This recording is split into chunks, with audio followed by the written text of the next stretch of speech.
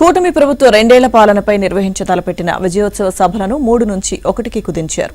ఈ నెల 9న తిరుపతిలో సంక్షేమంపై, 12న అమరావతిలో సుపరిపాలనపై, 15న విశాఖలో అభివృద్ధిపై సభలు నిర్వహించాలని తొలుత నిర్ణయించారు. అయితే విశాఖ స్టీల్ ప్లాంట్ ప్రమాద నేపథ్యంలో తిరుపతిలో జరగాల్సిన సభను 12వ తేదీకి వాయిదా వేశారు. అలాగే 12న అమరావతి, 15న విశాఖపట్నంలో నిర్వహించాల్సిన సభలను రద్దు చేశారు. ఈ మేరకు సీఎం చంద్రబాబు నిర్ణయించారు. స్టీల్ ప్లాంట్ విషాదం నేపథ్యంలో వైజాగ్లో సభను నిర్వహించడం సరికాదని చంద్రబాబు భావించారు. కూటమి నేతలతో చర్చించి ఈ మేరకు నిర్ణయం తీసుకున్నారు.